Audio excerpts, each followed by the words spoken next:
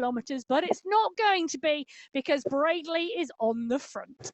He is. Bradley and Rusimaki here, just winding it up. So let's see if this manages to stir the riders. A number of riders, of course, will go on the attack just to wake their legs up personally, rather than worry about what's happening with everybody else. We'll see what happens and whether anything comes of that attacking Category 4 a little bit later, because it's time to dial in our Category 3 teams. The Anzacs are represented by Patrick Bloom here today. Sirocco, well, they've got double the number of riders with Becker and Batty, as have What's Up with Montoya and Shure. A level Golden Squad, while they have the most, are above the Cycling District 3 team. The Cycling District Team 3, a team of 4, is Oliveira and Drade, with both Pierres, and that is Marcos and Pedro. The level Golden Squad, though, Andrew Rushmer, Christopher Morgan, Juan Filho, Oli Sola, and Rune Bakken in the mix here today. Riders on the start sheets as well, Waterplace and Dylan Kennett taking to the race start here today. There's Category 3 head out on to a race route. Lots of riders to watch out for here, from Alami to Squilari, Kansara. I mean, you could read the list. Well, 52 riders on that list. It's not quite the biggest race field of the day. Category 2 has that honour today, but it is a really strong race field. So Alex Heaney took the win last week. He's here. Matthias Kalman took second. He's here. David Goodall took fourth. Yep, he's here. And Nicholas Fournier took fifth. Yep, he's here. Matthias Van, he was also in the top 5 last week, but has been awarded with some progression. He's been having some phenomenal performances week in, week out, and getting stronger and stronger. So he moves up to Category 2, and that's going to be a really interesting move for Van here, I think, and a new challenge for him. But you are quite correct, Matt. You know, it was, the race field, it has been so interesting to see how Category 3 have progressed. There's a large number of riders in here. Becker, Rushmer, Morgan, Piera, Cadiz, Tidholm, Elos, Staples, Oviedo could go well. Joseph Miller could go well on the course today. You know, you could indeed pick a number here. 7. You're going to pick 7. You said pick a number. 7 riders are going to go well today. Okay, well, we'll see whether the 7 riders go in towards the finish together in Category 3. Well, quite literally today, unless I'm literally taking Emma's words at face value, the riders, I think, are taking a relatively steady rollout here in Category 3. 34 kilometres an hour this group is rolling. You see that they are a big rolling ball, a big bunch. Even when they go onto this little bit of a riser here at 3.5%, it's not breaking the group apart. Meanwhile, at the very front of the race, Cameron Dasson and Brett McMurtry are about to head into the sprint here, 10.8k covered. The sprint starts at 11k. That's the green banner. The banners over the road, the archways over the road, reflecting the competition. So green for sprints and white with red polka dots on for the climbs competition. This is going to be the first opportunity to score some points in that sprint competition. 5, 4, 3, 2, and 1 points available for first, second, third, fourth, and fifth fastest times, respectively. The fastest way to get a time and go from the back to the front of the bunch. The first rider over the line is not always the fastest. At the moment, Joel Warren is holding that skin suit, so it looks like he has got the fastest time. He went from the back of that group to the front and held that over the line. Warren taking top spot, taking 5 points. Mamba taking second place, taking 4 points. Fiedler taking third place and 3 points. Cadabona taking fourth and 2 points. And Barroso taking fifth and 1 point. Well, 35 riders in that Category 6 pack. 1 or 2 of them just stretched off the back there after having come through the sprint and needing to close that down now. They're on the descent, or coming up to the descent at the moment, and the pace is going to pick up. They really need to think about closing that down and closing that down quickly. And they're going to go into a descent, and that bunch is going to have the draft advantage. It's going to accelerate as it goes into that descent. And that, for me, is one of the key things. And we talked about this on the women's race, about anticipating the increase in pace as you come in and through a sprint. Even if you're not contesting that sprint, you have to be so aware that there will be a pickup in pace, that you could be in danger of being distanced, and it won't necessarily be you who loses the wheel. he says bitterly, having been dropped off many times by other people who did lose the wheel. Well, currently at the moment it's Christopher Morgan putting the pace in at the front here, and riders are in danger of losing his wheel. Nicholas Becker. Becker was really strong on this course last time out, actually. In fact, if I just take a little look, he was 4th overall. Last time out, it was Kansara, Stenman, Bakken, Becker and Oyer. Those were the top 5 in Category 3, and I think we will see those riders come to the fore because, you know, you feel good on a course you know you go well on or you have gone well on before. It just changes a little bit of the sort of psychological edge. Courses that you've gone well on always are great. There was when I was road racing, there was the Notton Road Race circuit. It was always a circuit I went well on. The Notton?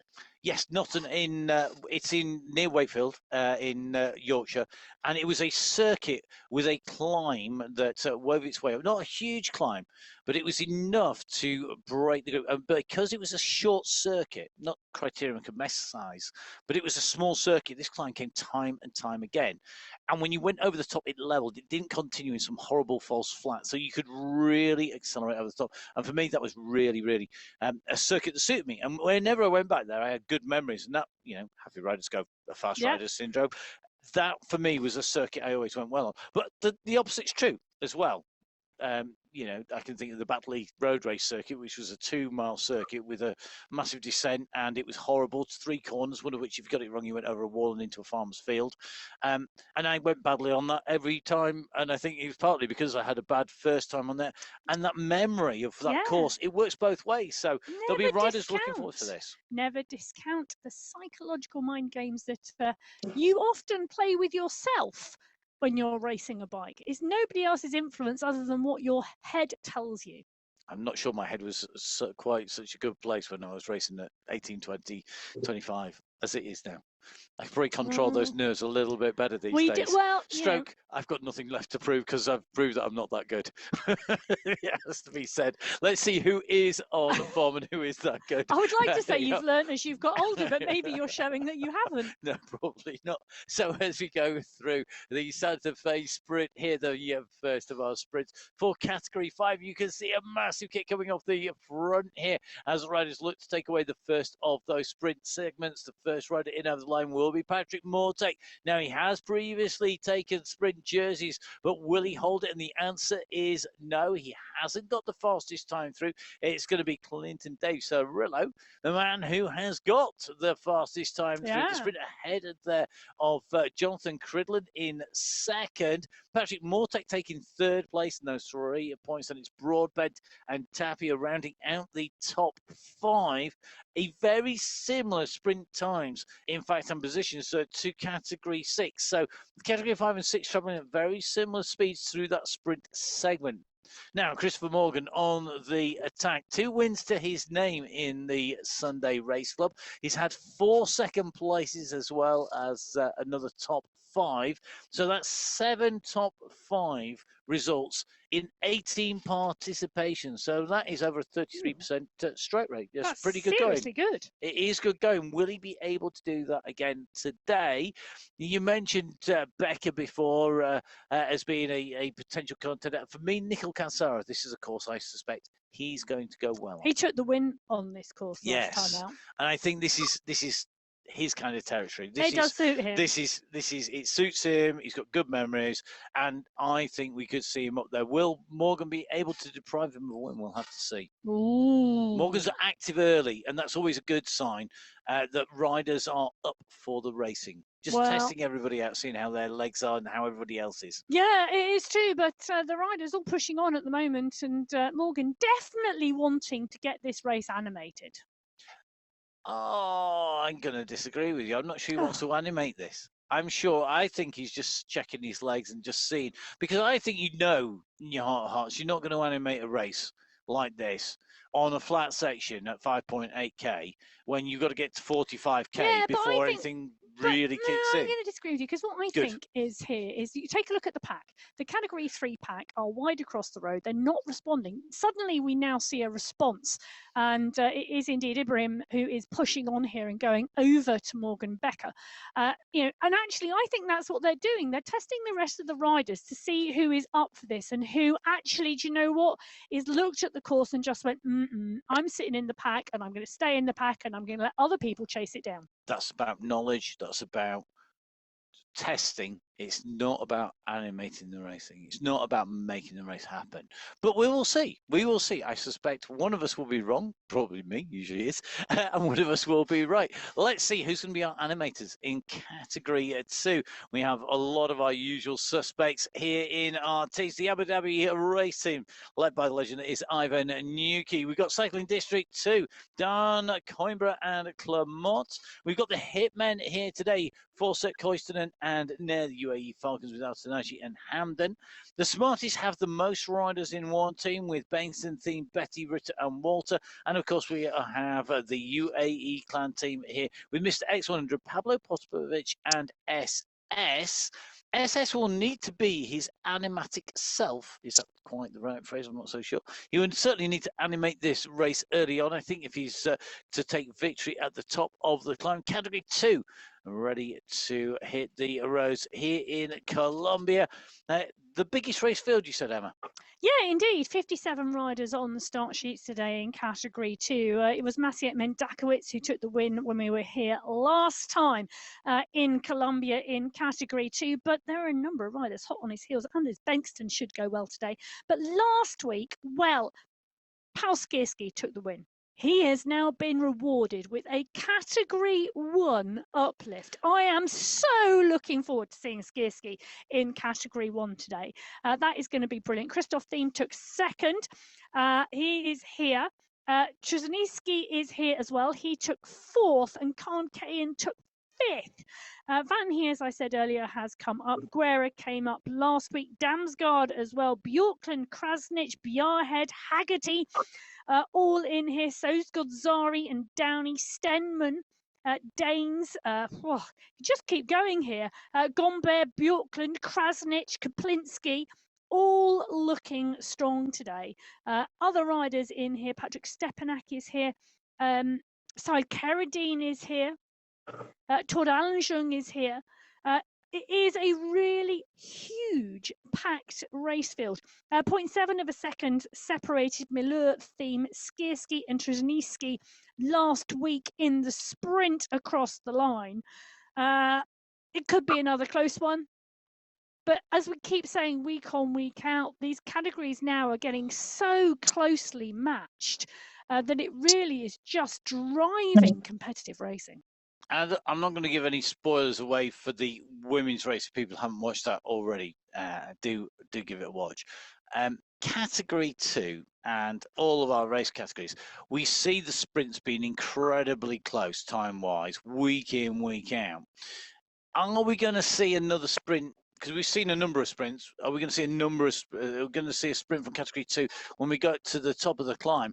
And if we do, will we see Maciej Mendakowicz, who we just saw on our screen, go off early, trying to make it hard early on the climb? Is it going to be a sprint, do you think?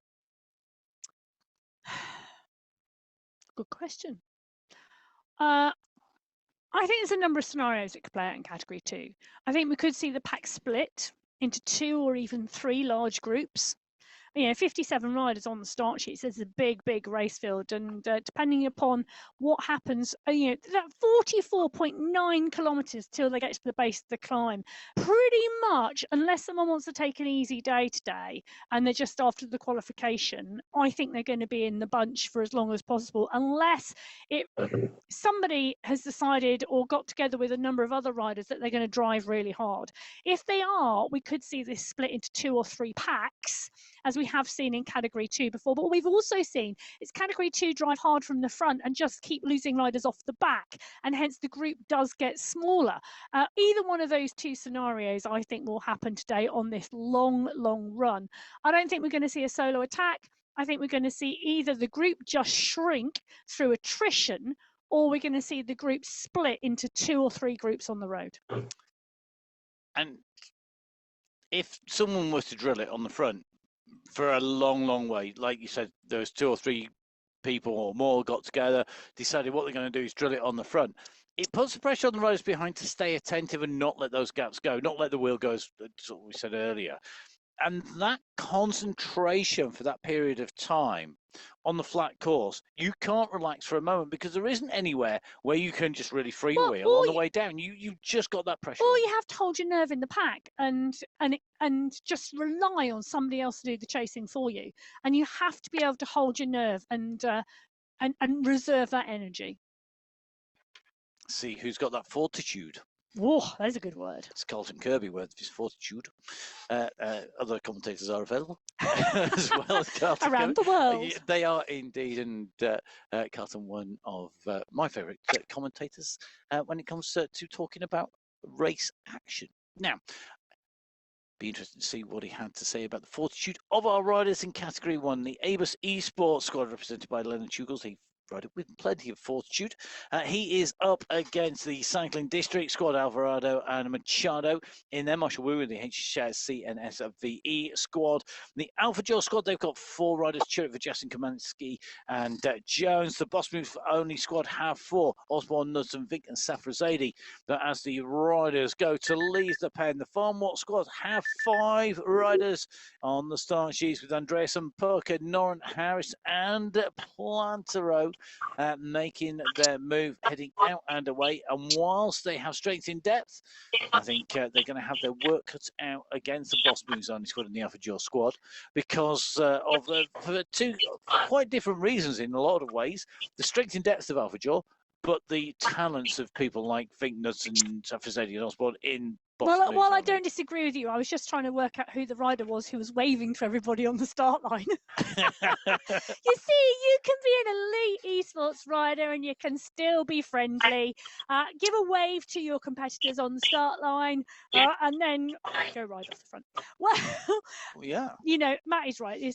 For me, there's one big question today. This is the 3rd time the riders this year have been in Colombia on the Alto de Aguila, this 50.3 kilometre race. Qualifier 4 in March, it was Michael Vink who took the win, 69 minutes 40 seconds. Qualifier 1 in April, it was Michael Vink who took the win, 70 minutes 32. My one question of the day today is, can anybody beat Michael Vink on this course? There are a lot of contenders in the mix for that today. We've got 35 riders on the start sheets in Category 1. It's a big Category 1 pack. It was Michael Vink who took the win last week. There he is on the screen in that UAE kit.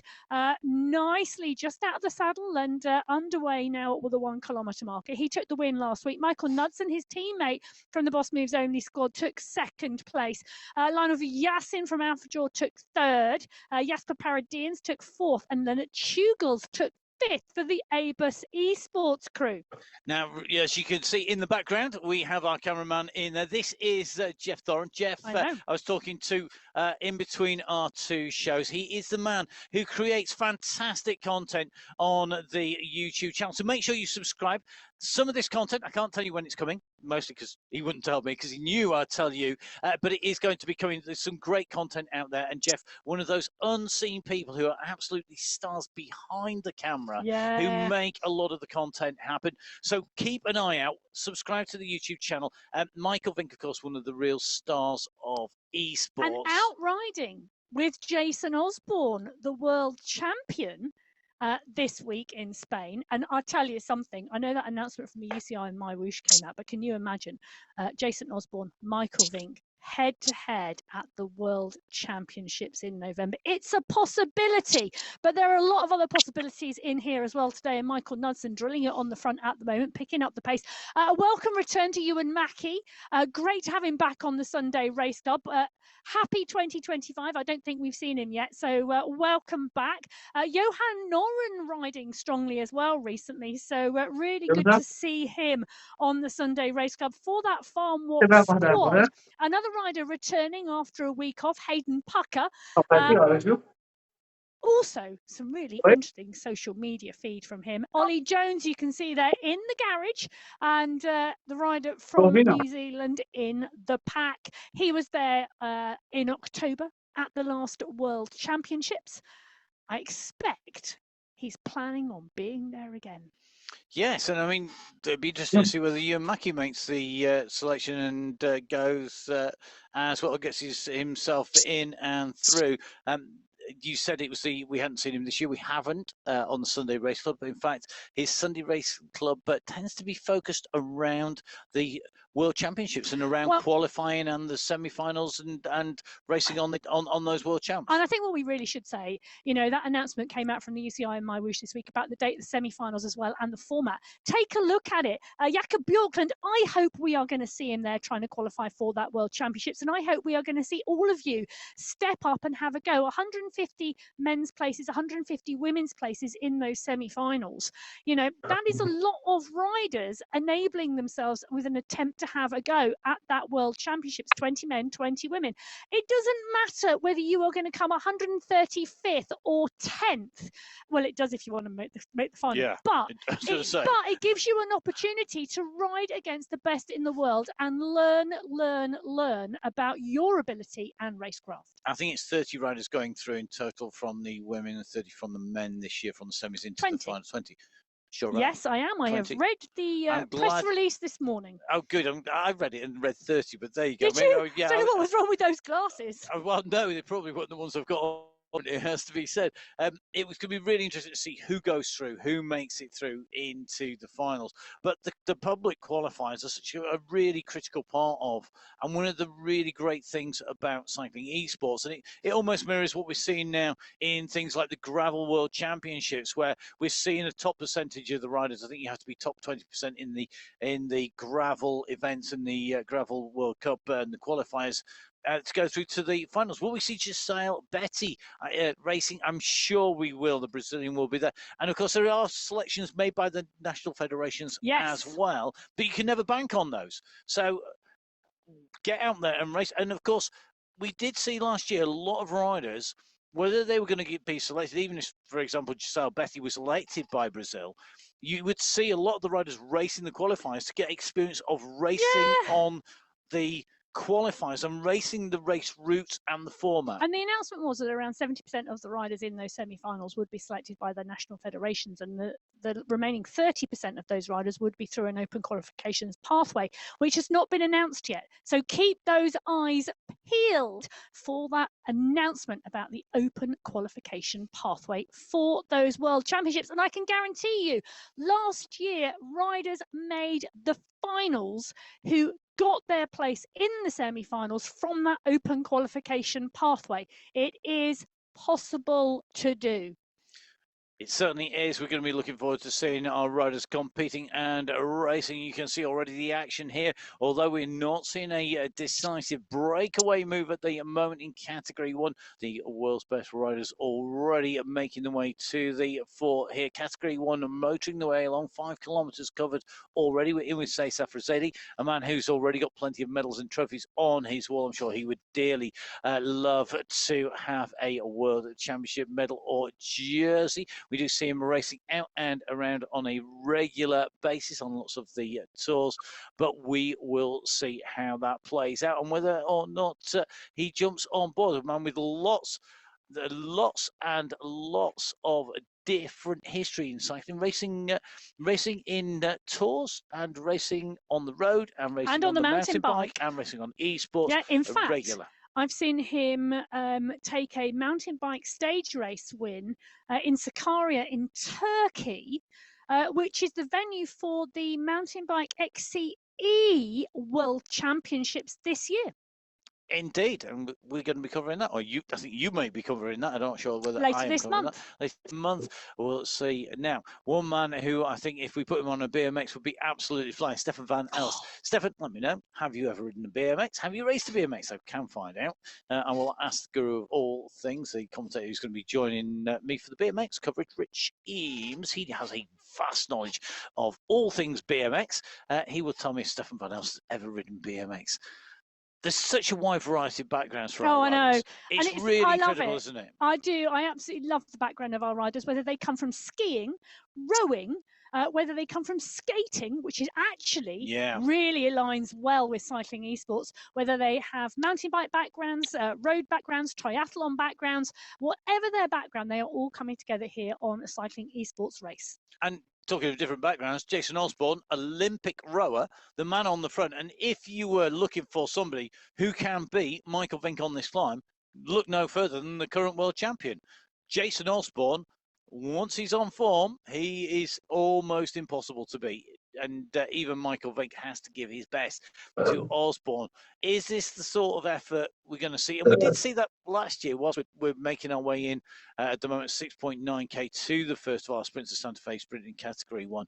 The World Championships saw riders starting to focus on different training for those World Championships. Yes. And that meant that other riders who maybe struggle to take on people like Osborne or Vink on a long climb, actually, because Vink and Osborne's focus, and some of those people who had qualified for the Worlds was changed to shorter, sharper efforts because of the format, it gave the chance for other riders to come in who maybe are battling for a top 10 rather than for the win. Well, I'll tell you something. There are a lot of riders out there at the moment who are focused.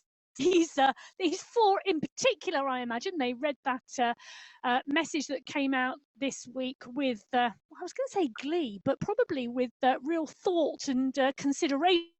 Because it is now clear what those stages are going to be and roughly what the makeup of them is, and that will allow them now to tailor their training to those World Championships. So one rider at least already distanced by this group, just off the back of the pack. You can see that on the top right-hand side of your screen. That's the radar view of the riders as they make their way in and through, as well as the course profile. The course profile is the red line. It does move up and down when we do get to a hill or a bridge, I promise you. But at the moment, that terrain relatively insignificant, and therefore that line not moving too much. You can see here it's moving more, and that's because we're heading in towards a downhill, which comes after this sprint. The riders in Category 2 about to hit the Santa Fe sprint, and already seeing one rider kicking off from the front of the group. Maciej Skierski going for it, going for a long one here today. Simmons is right up there, so is Betty. Now, I think timing is going to be critical. Look at Mundell. That's a great kick by Mundell. Good timing, but he did spend a lot of time out in the wind there. I think he's going to give it to Simmons. Simmons has got the jersey. You've got the results. Ollie Bigley Simmons, who takes the sprint in Category 2 from Carlos Ospina from Maciej Skierski. Simmons, can I just say, averaged 15 watts per kilo. Big it up, Bigley. That is a Bigley amount of watts per kilo. Yeah. There he is. Post-sprint recovery going Ollie, on. These time out. Job. Time out. Great Definitely. effort. Well-deserved green skin suit. And he's got money. He will have money heading to his bank account because he's just won the sprint segment. Oh, yeah. That's the 10th of the sprint. That's always nice. That always makes you feel good. Well, a little bit of recovery going on at the moment from Simmons as the rest of the pack come to his will. Jakob Bjorklund closing it down. James Krasnich is there. Simmons will sit back in the bunch, take some well-deserved recovery. And go again shortly when they get to the Coffee Plantation sprint, about 7 kilometres. Well, Category 1, we're not at that sprint, and looks like Ricardo Panizza has decided that, inspired by the Giro, he's going to go for a long one. He's going to do that long breakaway that we saw being so critical to the results of the overall finish for the UAE team. Emirates took second place. Congratulations to Isaac Del Toro on that placing in the Giro in second place. It's not resolved a surprise. I'm sorry, anybody. whilst we were talking about watts, did you see the watts of Wout van Aert on that climb? Yes, and beyond it when they caught him. And I think for me, in some ways, that I'm waiting to see ever power. I'm waiting to see the power. Well, it's a scary amount of power. I'm really interested in seeing how the numbers compare, because the Simon Yates's power up the climb was 6.2 watts per kilo for an hour up the Finestra. That compares to 6.4 for Tadej Pogacar of the UAE Emirates team in the Tour de France on a climb, but that was a 44-minute climb, and that was in week 1 rather than the Finestra climb, which is At the potentially end. the hardest climb in the peloton that the peloton takes in The at the penultimate end day. on the penultimate day. But it shows you the level that, I mean, we're talking like an hour's racing at nearly 7 watts per kilo, whilst dealing with gravel, whilst dealing with turns, hairpin bends, press, spectators, people running out in front of you. All those distractions, all of those influences just shows you just how tough it is to ride and race out there. But we saw those the moves by Van Aert, instrumental in the win by Yates because he was there, motor pacing down. I'm waiting to see those tactics come into play here on the Sunday Race Club, because we're starting to see that. Now, that's not available for riders who are here effectively solo. Oh, Matt, you've just missed the wave from Christoph Lubis. Great to see him on our screen. I was just looking at his name down on the I think it's the first sheet. time we've seen him on screen. Good to see you, Chris. I'll wave again now that he waves again. Great for you to join us. Panizza, Flubis, Jones, Pucker, Van Elster, Osborne, all in the mix here. And I was about to say, Matt, that I don't think it matters, you know, it's phenomenal, and I think what I really enjoy is the fact that these disciplines are all specific. And I remember when we were chatting, you know, Peter Sagan was at the World Championships in October. Yep. He did not want to contemplate racing those men on the stage. He really saw that they were a discipline in themselves and that it was different to road cycling. And as an ex-world champion, he saw the value and just the awe of what they were doing on that stage. In his words, I'm not going to come and race only to come 50th, which is what would happen if I raced against them, or to come last, because they're all going to beat me, because it is so discipline specific. One man who can beat pretty much anybody in the sprint there is Jasper Paradins, 200 meters, kicking down 1,262 watts. So that's 17.7 watts per kilo for that 11 seconds. He's stretching his legs, isn't he? Yes, I was actually... It's really interesting to see the numbers going down there and to see those performances. Remember, of course, these riders racing on the pain cave with no distractions, putting down those watts. No surprise to see Paradines go. Interesting, Noren had kicked down hard and Mail kicked down hard, but they didn't have the timing, I think, of Paradines.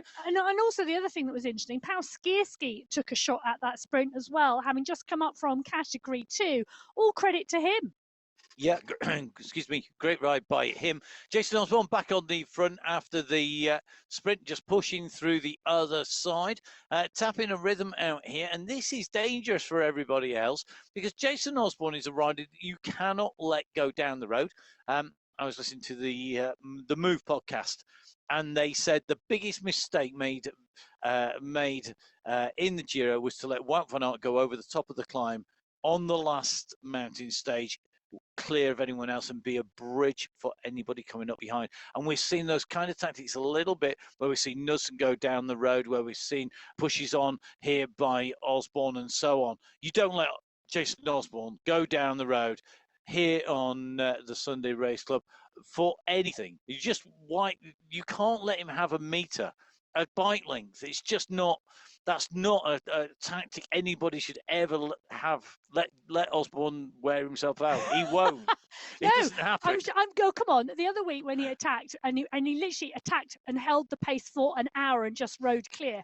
And you think, who even let him go down the road? Because you know he can hold 6 watts per kilo for an hour.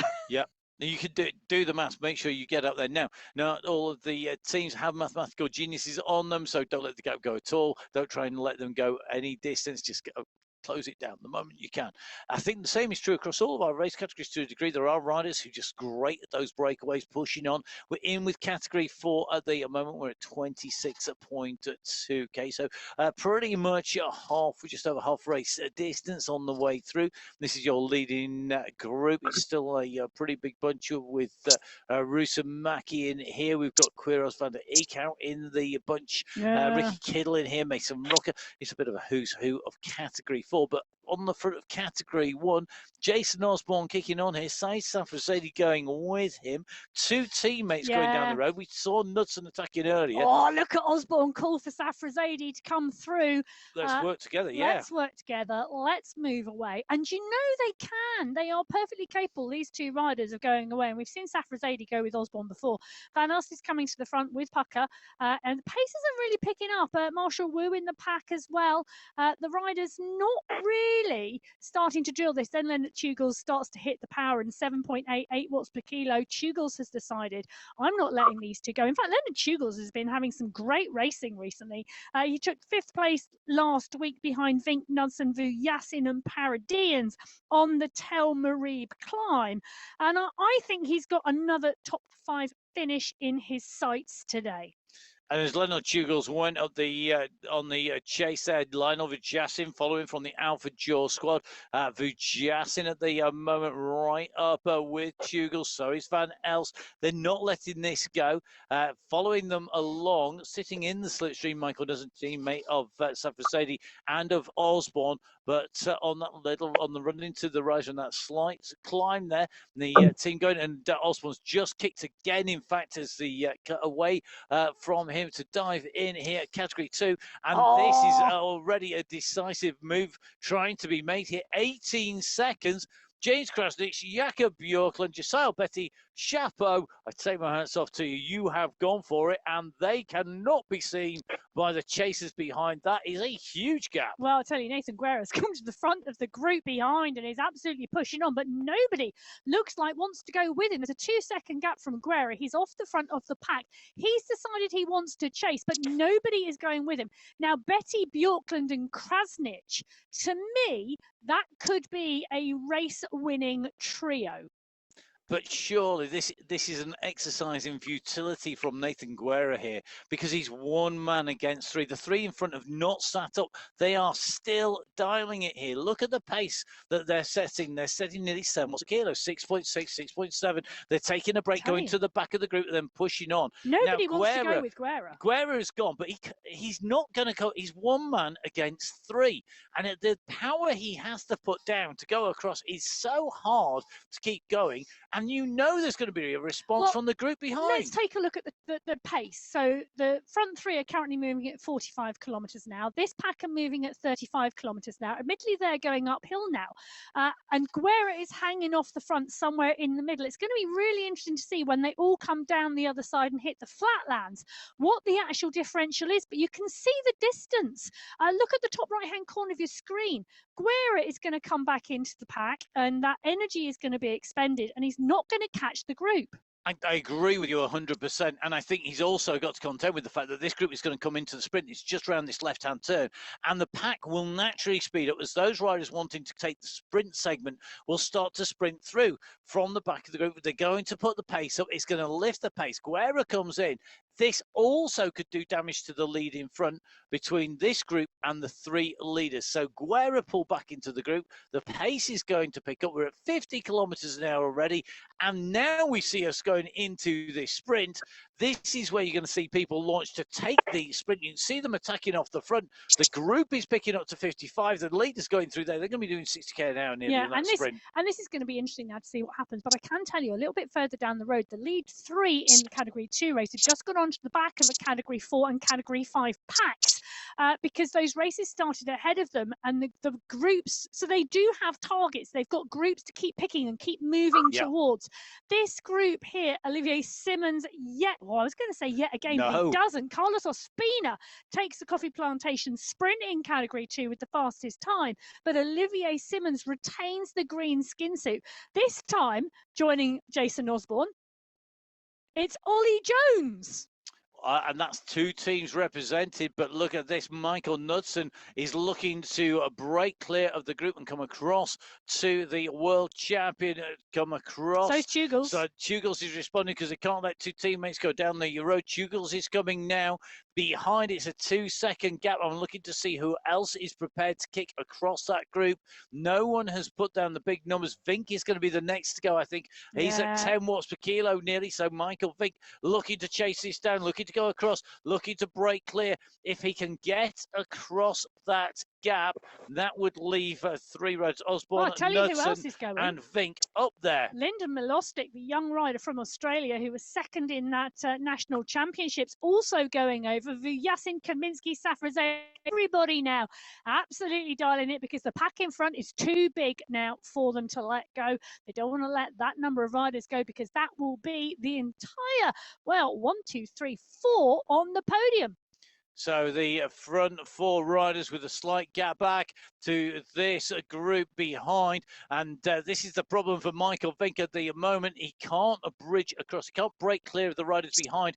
You saw him ease off as they came onto his wheel. He eased off. He let the pace slow, and now he attacks again. He does not want to take the group with him across. You can see Safrazade there sitting at 4.5 watts per kilo, trying to interrupt the chase behind Michael Vink. And now Vink again pulled back, this time by former world champion Bjorn Andreasen. So at the moment, Vink keeps on getting pulled back. I think this is going to be the death knell of the breakaway in front here, because they're not prepared to let go the world champion. They're not prepared to let go Knudsen, and they're not going to let those riders go down the road. Ollie Joe's another dangerous man to let go. It is, but do you know what's telling is that Michael Vink is the rider who's the teammate of Jason Osborne, and he's just bought the entire pack back. Well, the question is, they're about to go through the sprint, and well, the question is, will any of these riders go for the sprint, or will any of these riders attack through the sprint? I don't think so, though. Van Elst is keeping a good bit of power on those pedals. Josh Harris is there as well, but, well, I don't think we're going to see any action from the sprint, and the group now settling a little as they take this right-hand corner.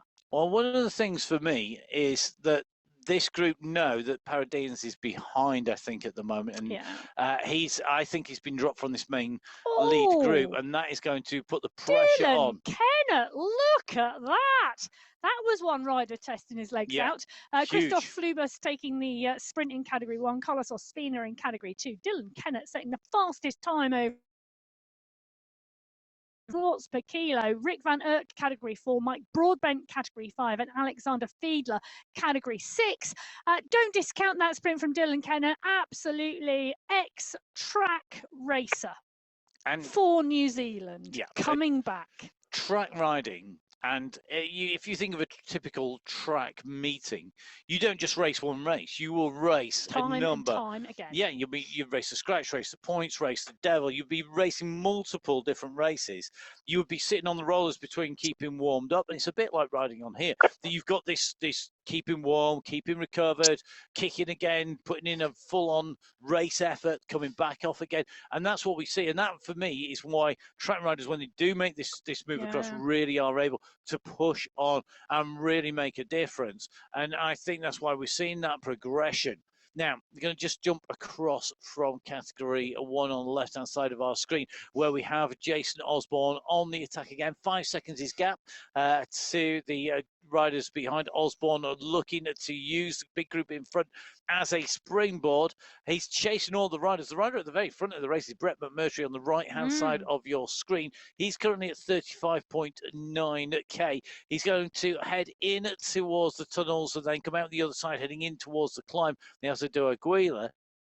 Got the big bunch chasing behind him. Jason Osborne in a very similar position with the bunch behind, but the response is not coming to Osborne, as we have seen it come back to Brett McMurtry there. And at the moment, Jason Osborne's gap is going out, not coming down. Well, you know, the Category 5 group have just come through the Wax Palm Sprint, which is where Category 6 had already gone through and were transitioning forward. Brett McMurtry on the front, now coming back into the pack. And that pack is a strong group of riders. Going through the sprint, it was around 25 riders. It's going to be interesting to see when we go through the next sprint segment exactly how many riders are in that group. But Category 6 are rolling strongly at the moment, 36.5 kilometres into the race. Maxime Fabre is there as well. You can see him with the fan blowing. They've still got some way to go as they hit the boardwalk here in Colombia.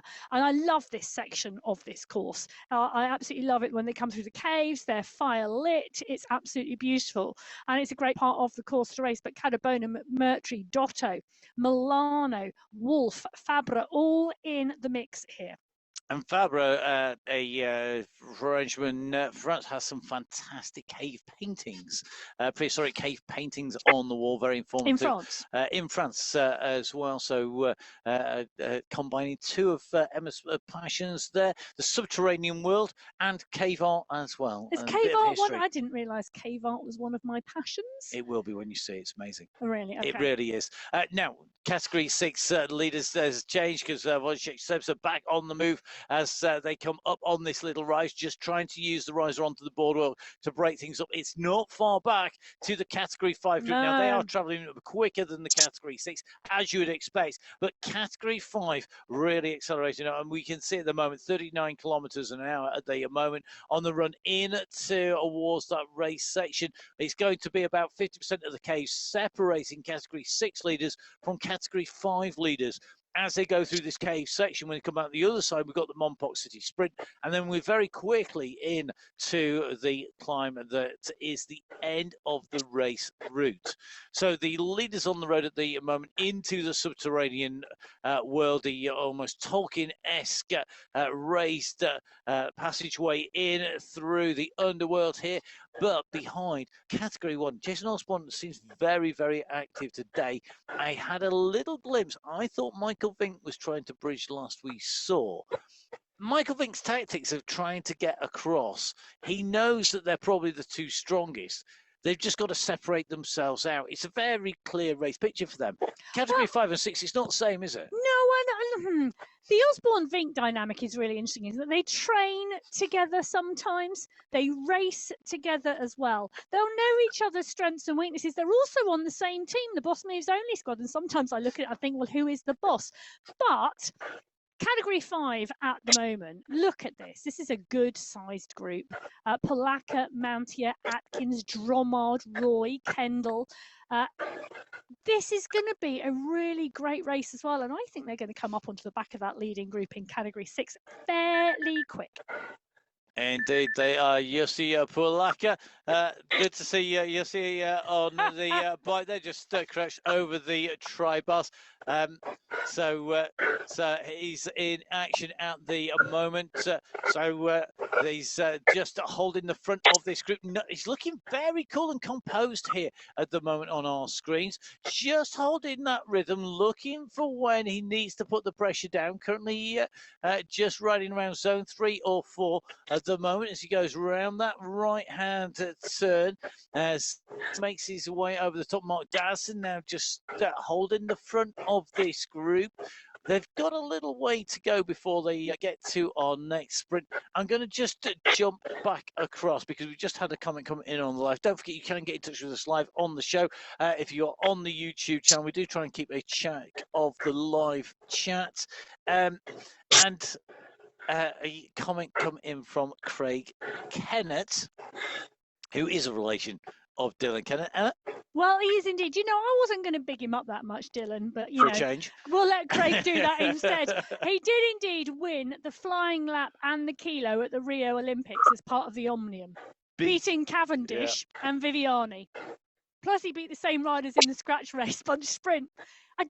You know, he a world-class track rider.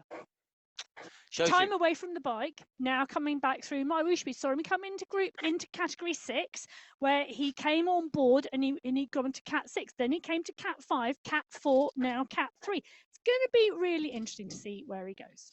We will see. Now, Category 6 riders are on the way in towards the sprint here. On the way through the sprint, through the Monpok City Sprint, Ephraim Mamba will look to put in a great sprint there as Joel Warren takes the points there. He's leading the competition in that sprint competition. He's got a sprint. Would he be quicker than Cavendish and Viviani? I'm not so sure. I think absolute class. But Joel Warren absolutely flying at the moment and taking top marks at the moment. Now, Category 2. in with the riders in those green jerseys, just coming up over the bridge here and heading down the other side. 33 kilometers covered, still 2k from the Wax Palms sprint at the moment, and all is looking relatively calm in here. You can just see Josiah Betty currently in zone 2. Well, you can do indeed. And Betty Alangjung, Ricky Lane is in here as well. Really great to see these riders pushing on here, and interesting to see what is going to happen in this Category 2 race. I'm just taking a little look at the Monpok City Sprint, which is the final sprint of the day. Category 6 and Category 5 are now through that section at the 39.2 kilometre marker, and I can tell you Category 5 came through very hot on Category 6's wheels. 28 riders in the leading group in Category 6, coming up to the 40 kilometre marker. That is just phenomenal. It's they're huge groups at the moment, and I think that is playing into the hands of anybody who thinks that they've got the power and speed to travel up that final climb. I mean, we hit the base of that final climb at 44.9k. We finish at 50.3. That means that you've got to be able to nail those final kilometers at some serious speed to go clear. And nobody's been able to break these bunches up, no matter how animated they are in these categories. Potentially, it's only Category 1 where we're going to see 1 or 2 riders going into that climb in the lead. Yeah, 28 riders Category 6, 20 riders Category 5 through that same point, coming up to the 40 kilometre marker. So with the final 10k to go, those 2 races still have large leading groups. Well, Category 2, you can see them on the left-hand side of your screen. They're at the 28.3 kilometre marker. A little way back is Mr. X100. You can see him just on the back of the group. In fact, the Category 1 pack have gone past him. SS, however, his teammate, firmly ensconced in that group, nice and tight in the mix. Daniel Mundell, is there. James Krasnich is there. Those riders absolutely pushing on. Simmons is there in that green skin suit. So is Burke Kane. Colin Kane riding and racing really well too. He's in there as well. This is going to be an interesting race as well, I think. Is here, Hansen is here. There's a lot of riders in this group who could go well today. Guerra's in the group. He's come back into the pack. The question for me is, where's Betty? Oh, do you know, I nearly came out with a Michael Caine impression there. But news coming in hot on my ears, or hot through my headset, is that Josiah Betty is in the group. Which means they've made the catch. Yes. There you go. They have indeed. Betty and the riders who had gone clear. The catch has been made in Category 2, and they are back the bunch. Well, the rider not in the bunch at the moment in Category 1 is Jason Osborne. He's clear of the bunch by 5 seconds, but Michael Vink, Leonard Tugels, Bjorn Andreasen and Stefan van Elst are the riders on the front of the bunch, and you can see them coming. They are absolutely dialing it. Well, the rider dialing it at the moment is Hayden Pucker.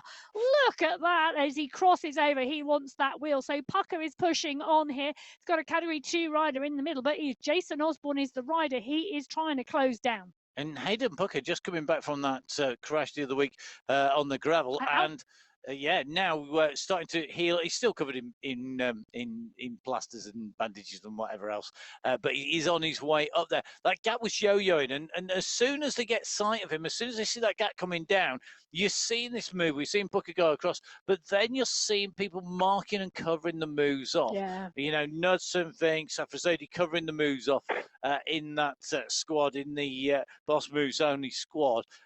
They're riding well as a team. Pucker here for the Farmwatt squad, stretching his legs out.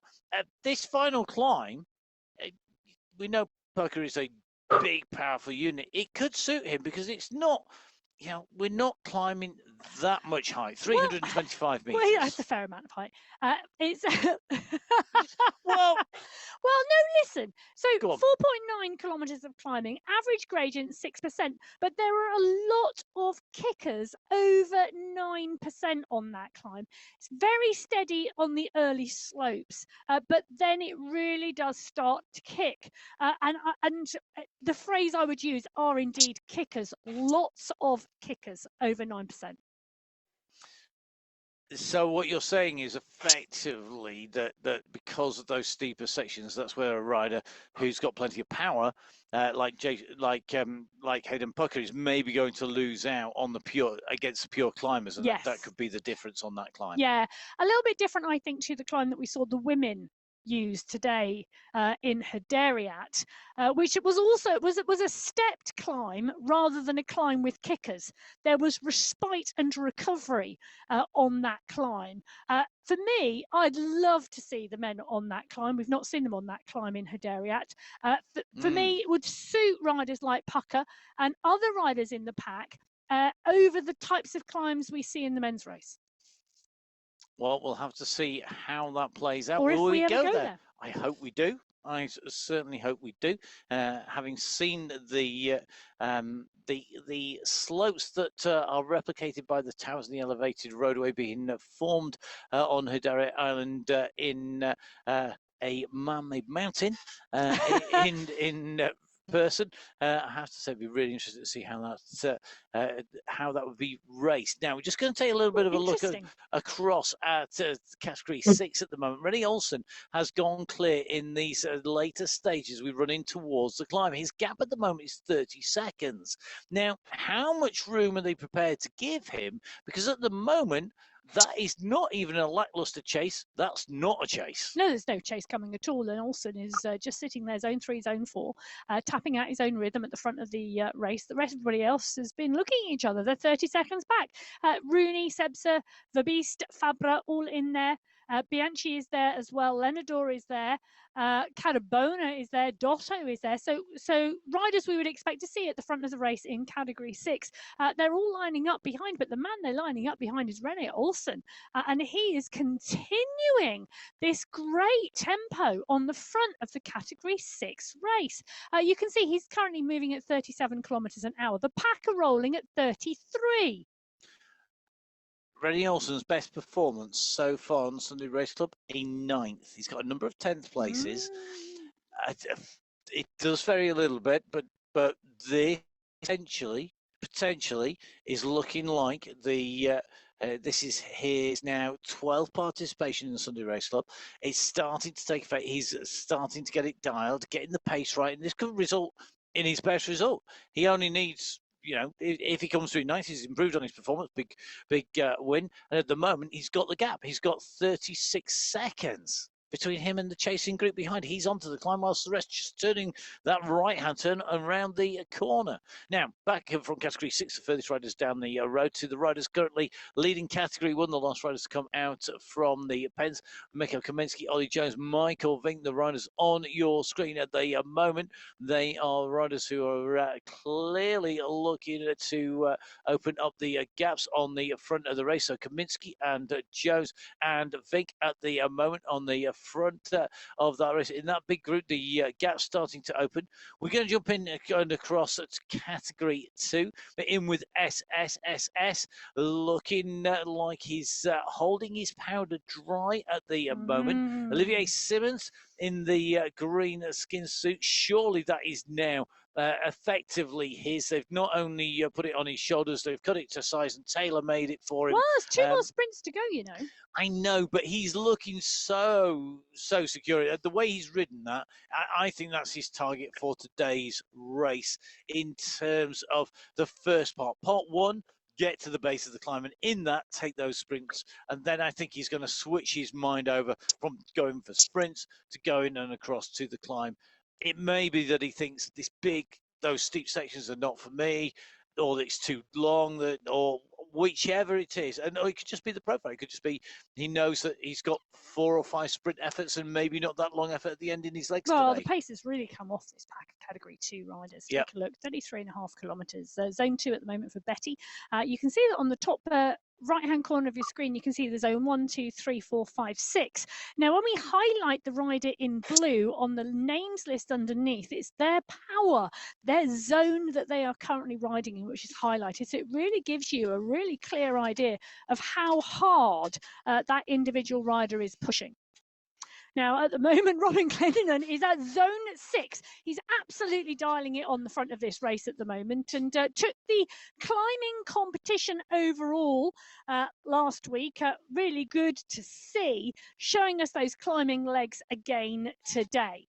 And one of those riders who is a regular rider on the Sunday Race Club, a relatively new rider to Sunday Race Club, yes. but attacking on the front here. Somebody who you know from doing the live coaching. Yeah, used to join me. Would have been morning in Canada, lunchtime in Europe. Used to join on a Monday and Wednesday onto the live coaching. You know, he's setting himself up and part and parcel of the Sunday Race Club. A man who has had a lot of help from a bike shop. You've got to. Bike shops are a really critical thing. Often the hub of the community, and wherever you are in the world, you need the bike, you need the kit. And so he's got a local bike shop. I started off when I was 13. I was working in my local bike shop. Some of the happiest days of my life working in my first job in a bike shop. So good to hear the local bike shop supporting him. Do you know the name of the bike shop? I do indeed. And there's also a gentleman at said bike shop called Parker, who Robin has asked me to give a shout out to. It's Blacksmith Cycles in Toronto. So if you are riding in Toronto, go call in to Blacksmith Cycles, call in at your local bike shop if you're out and about, and go visit. Not only can you look at some gorgeous bikes, because we all like looking at bikes and kit, let's face it, it's one of the best ways to spend your time, with a coffee, looking at some really nice kit, but also do say hi and thank you, and tell you there, because Robin got a shout out on the Sunday Race Club. Can I also tell you, he is a professional cyclist. Do you know what he does for a living? Go on. He is Toronto's fastest and one of the most well-known bike messengers in the city. AKA crazy bike messengers. Really interesting to see Robbie Glendinning on the right-hand side of your screen using those bike skills to go up. There was a great 80s video of New York bike couriers racing through the yellow cabs. Absolutely. I mean, on fixed wheel bikes. Well, there is. Absolute. There is bicycle brilliant. messenger racing. Yes. It is a thing. Yes. And Robin has participated. Has he? In 2019, he beat the world's fastest bike messenger from New York named Dominican Chris. Yeah, Dominican Chris. Yes. Go look up the old video. I don't know if they're available on what platform, but go have a look at that. Enough of racing around cities on fixed wheel bikes. It's brilliant. Bike messages. They're very, very. I always dreamed of being one, and never. I think I missed my way. Maybe I should have done that rather than work in a bike shop. So probably a bit too crazy for me. And although I did try replicating some of their skills that you should never try at home, including hanging on to buses through the middles of towns. It's not something I would recommend to anybody to do, and I didn't crash doing it, but it was very close at times. Now, as you can see, Robbie Glendinning on the moment on the climb, making his way up in Category 5. He's worked his way up to 14th, so he's going to be into 13th very quickly, just going over Vladimir Toro and heading up towards the front of the race here at the moment. Category 6 leaders being passed by the leader in Category 5, and it means that Robbie Glendinning, the bike courier from Toronto, now up heading for the front of the race. Bastian Wall says, no, I'll have none of that. I'm going to answer this move, but I tell you something. He's not going to be able to. No, Glendinning really is on a bit of a mission here in Category 5. He's used that Category 6 group to go to the front of the race. And Hoy and Wolf now on the move. Benjamin Hoy really starting to push here. Ahead of Wolf, McMurtry, Vaz, Silva, Winfield, all trying to get onto the wheels of Wolf. Wolf at the moment hovering between zones 4 and 5 as he leads the group group of Category 6 riders up here. Ahead of him is just the one rider from Category 5. And I'll tell you something, Robin Glendinning has known when to turn it on. I'm not sure whether he's got a parcel to deliver that's on a time deadline at the top of the climb. Please tell me you're not riding with a messenger bag over your shoulder. No. No, can't be. Very No, shortly we'll see into I'm his sure pain case. I know he's not set up yet, but Junior Silver is, and Silver is part and parcel of the chasing group behind. This is a leading Category 6 race. McMurtry, Hoy, Wolf, Silver, Winfield, Vaz, all in that group. Look at the size of it. There's 10 riders in that leading group at the 47.1 kilometre marker in Category 6 versus the one rider leading the charge in Category 5. And you can see here Junior Silver on the big chain ring, out of the saddles, turning the pedals round, doing about 50 revs per minute. A real weight training session there to push that around, all about the strength. Glendinning 96, 97 revs per minute, really revving his way up as you would expect from a fixed wheel rider. Fixed wheels being used on the track. Similarity between Glendinning and Kennett.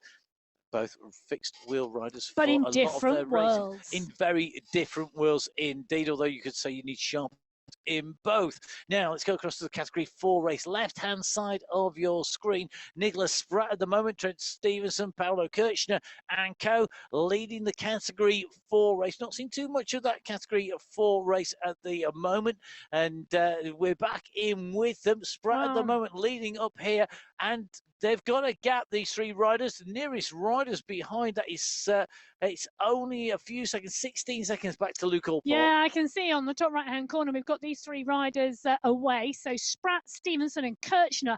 16 seconds back, though. It's a big pack, a huge pack of Category 4 riders. Luke Allport is there. Torsten Holtz is there.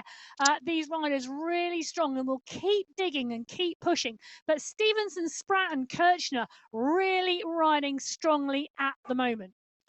So let's see if they can hold on in Category 4. They're making their way over the top of Category 5 and Category 6 riders. Category 6 leader at the moment is Junior Silver. He's got Hoy for company with McMurtry and Winfield and Vaz not far behind. Category 5 leader is Robin Glendinning, bottom right-hand side of your screen. Category 4 leaders left-hand side with Spratt. Top right-hand side is Category 3, the leading group now on to the climb. Big pack yet to be separated out. And Category 2, the pressure is on. Wow. They are stretched out in a long line at the moment. It is Giselle Betty who has opened up the throttles. Mendakowicz, Van Heener and co are trying to go with him. But my goodness, they need to get the pressure on as they go past, said Dylan Kennett in the green skin suit left-hand side of your screen. Mendakowicz, Van Heener, Betty, Nair, Walter, down. This is a real who's who as they come into the sprint. This should accelerate the bunch back up to this leading group. But remember, this sprint, the Monpox City sprint, 200 meters. This finishes at 39.4k. We go on to the climb of 44.9. Well, the 6 riders in Category 2 who are in the leading group are just 2 seconds away from this big pack behind. And as Matt is completely correct, the pack now sprinting onto the back of the leading group of 6, bringing this Category 2 pack together. We can see there Stepanek, Hansen, Guerra, all coming back to that lead group. 1 or 2 seconds, though, it is going to come together completely. There's a big stretch on it at the moment. So that group coming back together again, it's going to reform into a bunch. I tell you, Ospina and Simmons have been having a head-to-head battle in that Category 2 race. Ospina's just taken the Monpox City sprint. He also took the Wax Palm sprint. In fact, Carlos Ospina has taken 3 of the 4 sprints. Simmons has taken the other one. So by my reckoning, Carlos Ospina should now be ahead in points and in the green skin suit. Which means he takes away the overall win in that sprint competition, because there are no more sprints after the Monpox City sprint. After that, you got a little bit of flat till you hit the climb, and then the only way is up, as per Yaz and the plastic population. So Glendinning leading the race at the moment, right-hand side of your screen. Chasing group behind him, left-hand side of your screen. Category 5 chasers have now come amongst the Category 6 leaders. That was tricky to say, wasn't it? I wanted to make sure I got it correct, which was why I was very enunciated and precise with my pronunciation. You even get a thumbs up from Emma for my enunciation there and pronunciation. So as we go up onto the climb, Clendening leading that gap 29 seconds, nearly 30 seconds at the moment. That's looking a secure lead as Clendening hits the 48.7k marker. A reminder, this race finishes at 50.3 kilometers. Before that point, we will get to the top of the climb segment, the one climb segment, the Alto de Aguila, and that is where those mountain points will be awarded. Take that segment. You're also going to take the overall one-hit wonder today on the climbs competition, like 4 opportunities to score points and prizes in the sprints competition. And then from the top of that Alto de Aguila climb, we've 500 got meters. 500 meters, yes. We do indeed, until the finish line, and that will be where everybody is aiming for. Robin Clendening is the rider who may see it first today. He's at the 48.9 kilometre marker. Luke Kendall is giving chase behind. Jean Yannicki is there as well. Sebastian Wolf and Benjamin Hoy leading the charge in the Category 6 race. But that chase group now is a real mixed bag of riders. Wolf and Hoy are going to have to try not to overcook themselves by trying to stay with those Category 5 riders, but they also potentially need to use the opportunity to try and get away from each other. Sebastian Wolf, we saw that when Clendening went over the top. Clendening went over the top of him. Wolf tried to go with him. He couldn't go with him, but he then put the pressure on the rest of the riders doing so. Hoy answered that pressurization. Winfield maybe not quite able to stay in touch as much. He's currently the 3rd rider in the Category 6 race. Remember, all of our riders finishing at the same point on race route here today. This is a route you can ride. This is the climb that takes us up to Medellin City. Then from Medellin City, you can climb up onto the Alto Paso itself, taking that long climb, go over the top, and then, of course, gather the extra Ks of going off the other side of the descent. For me, much better than the Aceb, but some people like long climbs. Now, as we take a look down a little bit further down these race categories, Trent Stevenson at the moment leading Category 4, bottom left-hand side of your screen. He has dropped Spratt and Kirchner. You can see the duo behind him, the pair of red shed riders at the moment coming up. Will they be able to close the gap down? Stevenson pushing on through this group using that draft advantage. His next rider, though, is 22 seconds up the road, so Stevenson really needs to keep pushing here, and the answer needs to come from Spratt and go behind. In the Category 3 race, Ivo Sure, who we saw on our screens earlier on, now starting to push on and push clear. A move being made here. Sure at 6 watts per kilo, bottom right-hand side of your screen at the moment. And Ivo Sure looking to go clear in the Category 3 race. Remember, these were our first 4 categories out from the bends, Category 6, 5, 4 and 3. It's clear of each other. 5 minutes between Category 6 and 5, 5 minutes between Category 5 and 4, 5 minutes between Category 4 and Category 3. Our leaders on the road, well, leader on the road himself is one man. He's 20 seconds clear. Yeah. Robin Clendening needs to have got the pacing right here, Emma, and that is a coming down, danger. isn't it? It is, but he hasn't got far to go. No, he hasn't indeed. He's got around 800 metres left on this course today. He's 22 seconds clear of the chase, but the chase is driving hard. Yannicki, Mukhtari, Villarda, Gavaria, all pushing strongly in this chase group of 4. They can see their man ahead that they need to make the catch to. Robin Clendening, he's about to go underneath the polka dot banner. There we go. He goes underneath the polka dot banner. That signifies 500 meters to go. 500 meters, 25 seconds. The push is coming from behind. Yannicki now at 5.1, 5.3, alternating on that power. Villarda is there as well. That's some power coming out of Villarda as well. They're pushing for the fastest time on the climb as well. Robin Clendening has the polka dot skin suit at the moment. Is he going to keep it? Yes, he is. So for 2 weeks in a row, he takes the climbing competition in Category 5. This week, we finish on a big climb. He's 23 seconds clear of the chase group. pushing on to the top. So this is the run for the line, Robin Clendenning. Currently, this is his what I make the sixth participation in the Sunday Race Club. His best position to date, 7th place. And that position taken on the endurance climb. So showing us he had those climbing legs, but it's Robin Clendenning at the moment leading on the road. He is indeed, and at 50.2 kilometres, he looks up, he sees the UCI banner. This is going to be Robin's first win on the Sunday Race Club. He's been with us just for 2 short months. He's learned the platform.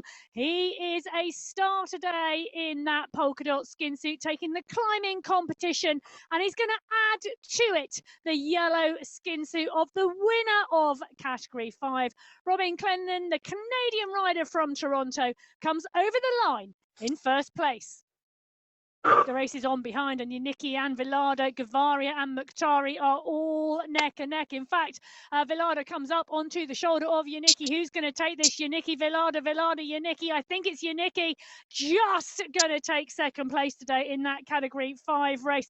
Really strong riding, and the push is on behind because this is a Category 6 race as well as the minor places in the Category 5 race. And Benjamin Hoy has taken the polka dot skin suit in the Category 6 race. 10 seconds clear of Osmar Vass and Sebastian Wolf behind, but Benjamin Hoy is going to take the win today in Category 6. Vass and Wolf will battle it out for second and third. Osmar Vass is going to come through for second place. Sebastian Wolf, well, he is going to take third place today. David Winfield looks like he's going to take fourth. Well, the comment on the live chat on the YouTube feed was, go for it, Ben Hoy, go for it. He did indeed, taking away the climber's jersey, the white skin suit with the polka dots on it, to take away the prize in that competition, the segment prize for the Alto de Aguila, and as well taking away the race win in his category. We're a little bit further down the race route because Trent Stevenson is the polka dot skin suit just in front here of Jeff Rooney, and Trent Stevenson has continued to stay clear of the riders behind Kirchner, Sprat, Almeida there. Almeida always comes good towards the end of the race. He does. Often gets his timing just spot on, really squeezing the last vestiges of power out through those pedals towards the end of the race. But Trent Stevenson at the moment, he has got 200 meters to go. He is clear by around 17 seconds. So Stevenson putting in a fantastic finish here. He's in the polka dot skin suit like we saw in Category 5 and in Category 6. Stevenson pushing on strongly in Category 4. It is indeed the 45 to 49-year-old Masters champion in Australia. That was a title he took earlier on this year. He's going to take the win today in Category 4. Trent Stevenson having a phenomenal year of cycling esports so far. How far can he go? Well, top spot today in Category 4.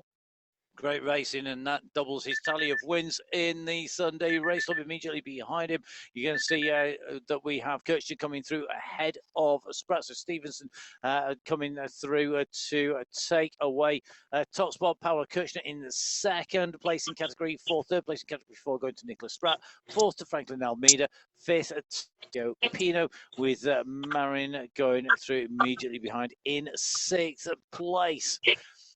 Bit further down the slopes, Category 3 and Category 4 on the way up. Category 3 currently at 49.5k. They're 600 meters in front of the riders that we're seeing on the left-hand side of your screen, and that is the big pack of riders, in fact, in Category 1, who are really closing in as well. So 46.2k for Category 1. So the distances are coming down a little bit here, but Category 3, at the moment, Nikhil Kansara, going for it here on the climb. Yeah. This might as well be his home course at the moment, the way he rides it. He might as well be out of his back door. Well, you know, we said at the beginning, didn't we? Psychologically, when you love a course, you love a course, and you ride well on the courses that you love. Well, Kansara doing exactly that, but he's 2 seconds clear at the moment as he comes towards the polka dot skin suit. Will it be the polka dot skin suit wearer in Category 3 who takes the win today, as we've seen in Category 4, 5, and 6? Only time will tell. Will it go to Kansara? Will it go to Elos? It's gone to Nikhil Kansara. He is wearing that polka dot skin suit. Can he now win the race? Well, he's got Elos, he's got Heaney, he's got Patterson and Kalman. David Goodall is there as well. In fact, it's a group of around 11 riders chasing and chasing hard. Dorvan Elos is the rider closest to Nikau Kansara. Kansara continuing to push, continuing to drive, but Elos is putting out some fantastic power. Dorvan Elos is not a rider that we are unaware of. He has had some phenomenal performances on the Sunday Race Cup. Long-time participant. He knows what he is doing, and he really has been putting in some phenomenal performances. He's going to challenge Nikau Kansara right the way to the finish line today. They've got around 150 meters to go. The banner is coming. The gap is coming down. Kansara is going to have to do something. He's going to have to find a last effort dig here to hold off Dorvan Elos, because Elos is now on his wheel.